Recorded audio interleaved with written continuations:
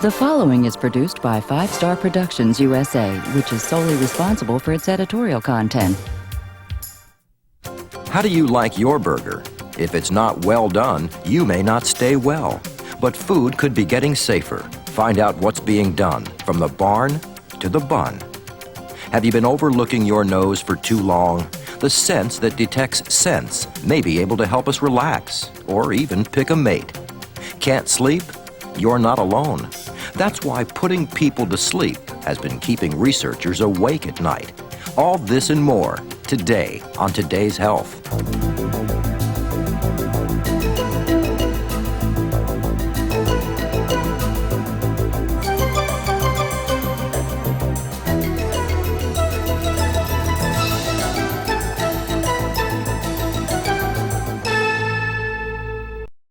Scientists are often discovering how the process of evolution differs. In some species, like mankind, changes evolve slowly over thousands of years. But in other species, like bacteria and other microorganisms, mutations can develop within months. A pathogen that didn't even exist yesterday can cause a major epidemic tomorrow.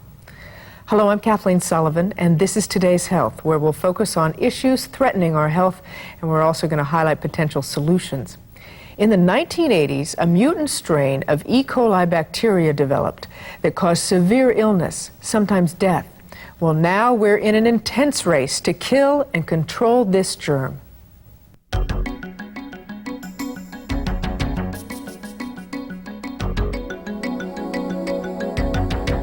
You might need a microscope to see it, but if a small number of a pathogenic strain of E. coli gets into your system, you'll feel it very clearly. That tiny microbe can cause some very big problems, especially if you're in a susceptible group like children or the elderly. Technically, the dangerous strain of this bacteria is called Escherichia coli O157H7. One way you can become infected is if you eat contaminated food. Raw milk, unpasteurized cider, some fruits and vegetables, and meat, particularly ground beef, can carry this bacteria. Of course, you're not the only one with the responsibility to ensure safe food. Research and safety programs currently being funded by the National Livestock and Meat Board are attempting to detect, control, and eliminate the E. coli pathogen at every stage of the process before it reaches your plate. The best information we have indicates that about 2 to 3% of cattle typically will carry this harmful microorganism. When we see these animals, there's nothing different about these than those animals that don't carry E. coli O157. So we've developed a blood test, and this blood test is very quick and simple to perform. Well, once we've identified those animals that are positive, we can hold them there at the farm. A very low portion of ground beef is contaminated. The concern we have is that the organism is very infectious. You don't need to ingest very many of these harmful bacteria to cause illness. It doesn't stop on the farm. The effort to improve food safety requires specific procedures to avoid or eliminate contamination at every stage.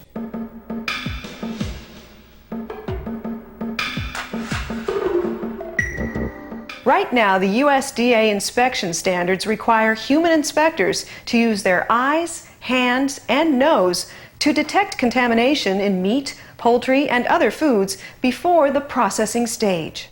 This process is known as an organoleptic inspection-based system, and considering the hundreds of millions of meals safely eaten every day, in many ways it can be considered an effective system. But there may be ways to improve it. Research now being conducted by organizations within the meat industry seek to augment and enhance the effectiveness of the currently approved USDA methods. Much of the focus centers on ground meat because when it is ground, any surface bacteria can get mixed throughout the meat. Cooked steaks, roasts, and other cuts of beef present little risk since any bacteria on the surface are destroyed in cooking.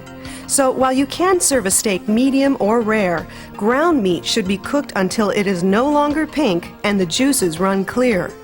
The journey meat takes from the pasture to the plate can leave it vulnerable to contamination at all stages. The processing plant stands out as one critical control point. Ongoing research efforts are attempting to identify new and better ways to keep meat safe in this environment. The Meat Board is focusing a significant part of its research budget on addressing food safety issues at the meat packing plant. The research examines ways to remove contamination from meat other than by simply hand trimming and ambient water washing, which is the current practice today. Hot water sprays, showers with antimicrobial solutions, even vacuum systems, and irradiation techniques are all being explored as possible replacements or enhancements to the current inspection process. Research at the packing plant is helping us identify methodologies and different intervention systems which actually work in helping us control food safety issues within the plant. This means that we can go into commercial settings and actually determine how effective they are in eliminating 015787. All of this research is part of a program called HACCP, or Hazard Analysis and Critical Control Points. It was developed for NASA in the 1960s to ensure the food the astronauts ate in space was free from bacteria that could cause foodborne illness. HACCP is a proven system that the meat industry can use to monitor and verify that their processing systems are actually producing a safe product. Who's cooking tonight? How do you know your food is safe? Is someone in the kitchen on your side? It may be a researcher, and what they find could help make what you eat a lot safer. When we return on Today's Health.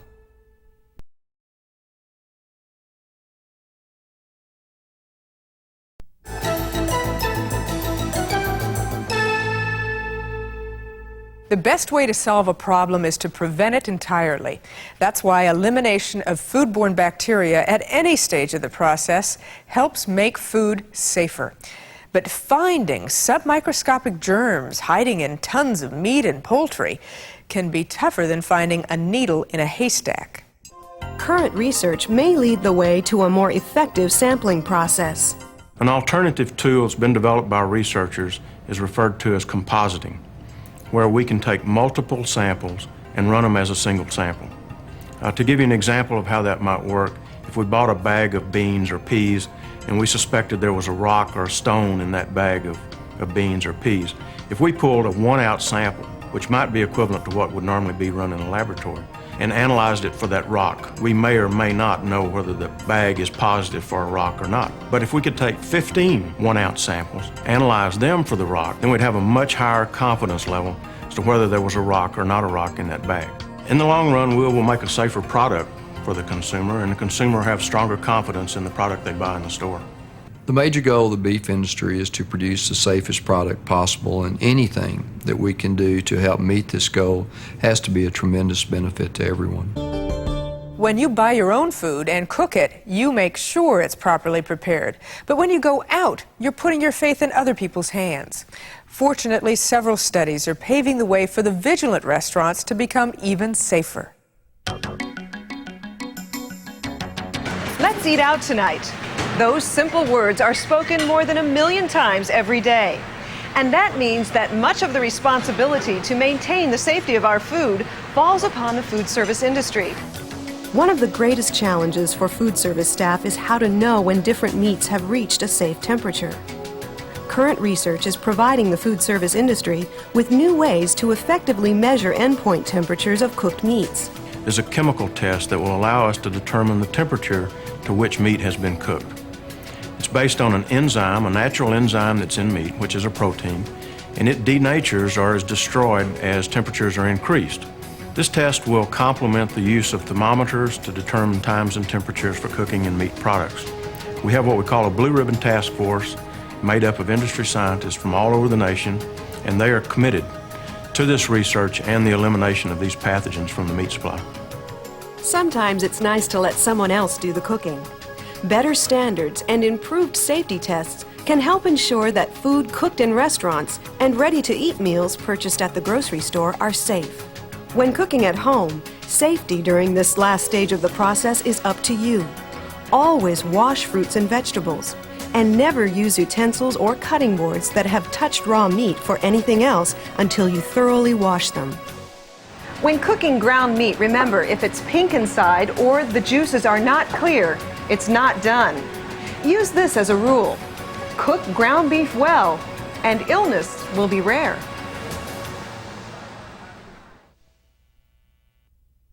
This may be the last uncharted anatomical frontier. How our brains respond to fragrances could lead us to a deeper understanding of our own behavior. Why do some smells repulse and others seduce? Stay with us on Today's Health.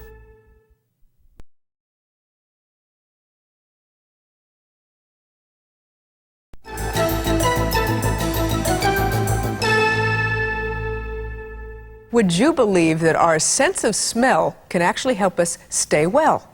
Many researchers in the field of aromacology think that might be the case. They're pioneering studies to understand more about odors and fragrances and their importance. And what lies ahead, if we can get in touch with our sense of smell, who knows?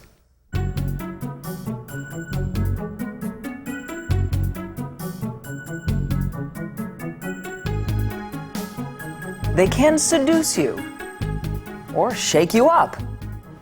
Fragrance, odors, scents, and smells permeate every breath we take. They affect our sense of taste, our choice of a mate, and they even trigger emotional memories longer and more vividly than sight or sound cues.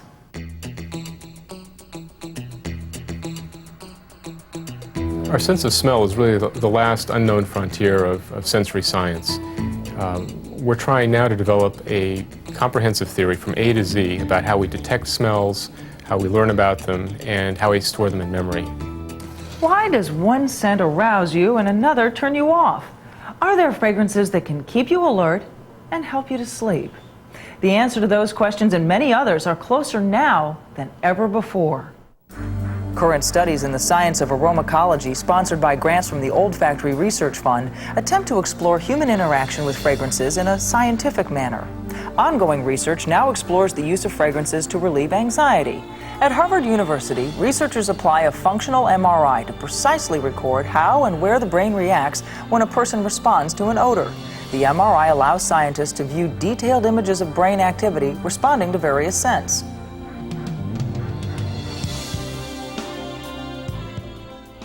If we know how and why people respond as they do to particular smells, then we can move to the next step, which is finding out new ways of delivering smells in the most natural and pleasing manner. In Japan, they often use fragrances in factory ventilation systems to help workers sustain alertness. Imagine a fragrance system built into cars and trucks to help drivers stay awake. The future applications of fragrance are virtually unlimited. We can use fragrance to help you set a mood, to help you relax, to help you sleep, or to keep you alert. It appears that the brain's odor memory bank is housed within the limbic system, which also controls emotional and sexual response and artistic abilities. This could be why one study reports 65% of respondents recalling smells after a year, while only 50% could recall visual data after 4 months. Anthropologist Margaret Mead noted that some primitive cultures went to war because they were antagonized by the other smell. And few people could have a relationship with someone whose odor they do not like. Each one of us breathes in and out about 23,000 times a day. The smells in our air can make us nostalgic, aroused, tired, even affect our dreams. Applying science to the subject of scents could help yield a body of knowledge that allows us to approach better health and well-being from a different sense. Sleepless nights can lead to drowsy days and dangerous accidents. What do we know about sleep, and how can that help millions overcome their insomnia? If you're having restless nights, there may be pleasant dreams in your future. Next on Today's Health.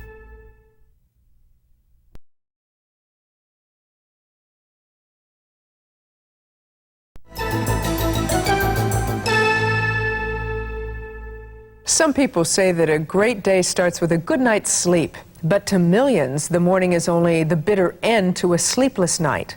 Insomnia and other sleep disorders often leave us tossing and turning when we should be in dreamland. Well, fortunately, people are waking up.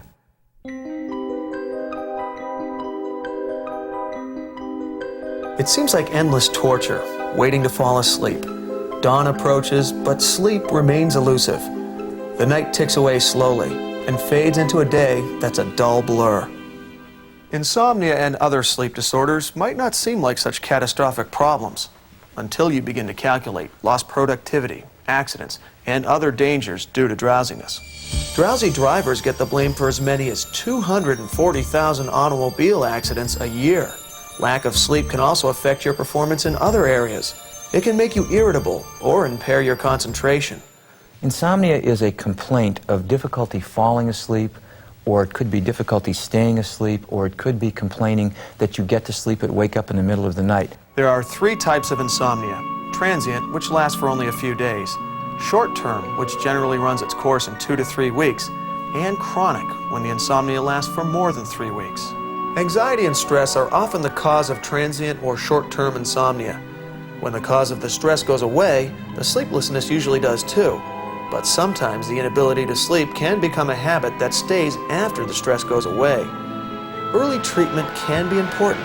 If insomnia persists and goes untreated, it can cause needless complications, suffering, and hardship for the victims and the people around them.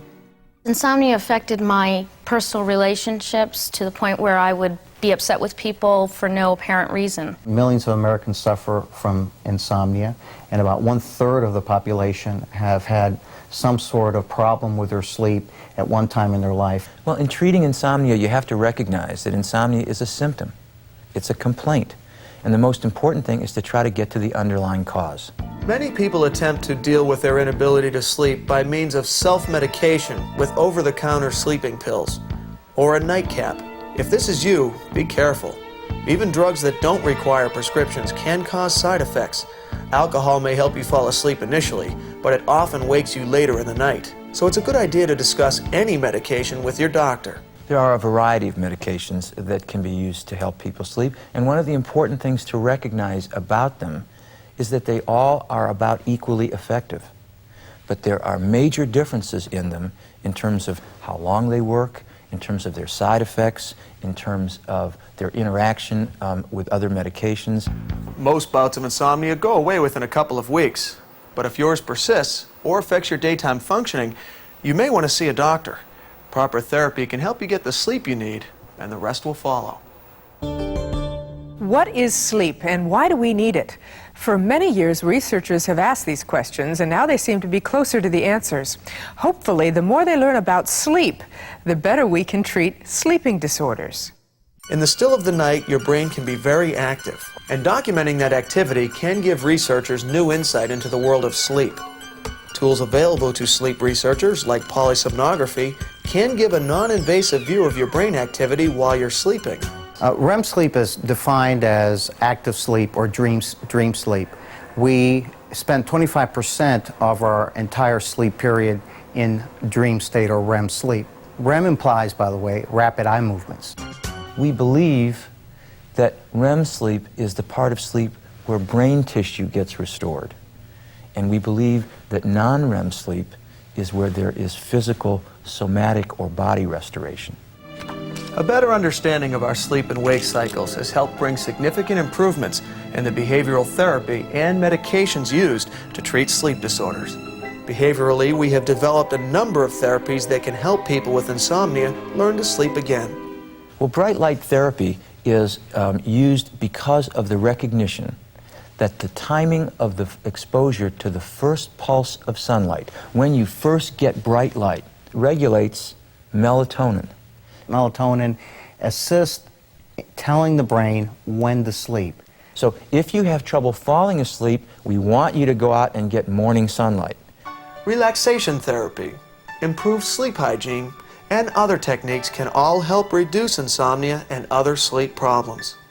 Well, they say this is the decade of the brain, and results from advanced neurological research have already ushered in new sleep medications. Originally, the drugs that were available were the barbiturates. Now, these worked, but if you took too many, they could kill you. With time, the benzodiazepine drugs were developed, and they had a tremendous margin of safety, but tolerance developed. They did cause alterations in sleep patterns, and they had a dependence liability. As knowledge of the brain and the circadian cycle increases, researchers are unraveling the mysteries of the neurochemistry of sleep and wakefulness.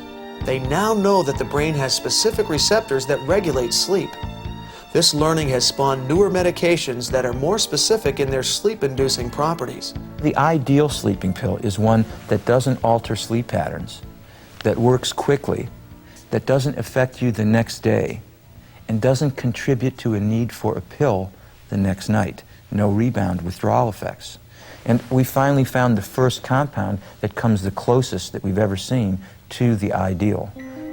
Much of what happens during sleep still remains a mystery.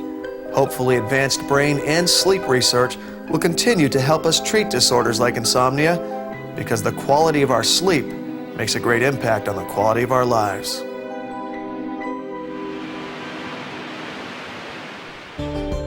It's hard to imagine that things like sense of smell or the way we go to bed can actually have an impact on our health, but they do. The human body still holds many secrets, but every day we seem to be discovering a few more clues that may help us unravel the mystery of us. I'm Kathleen Sullivan. Join us again next time as we get right to the heart of matters that affect your life on Today's Health.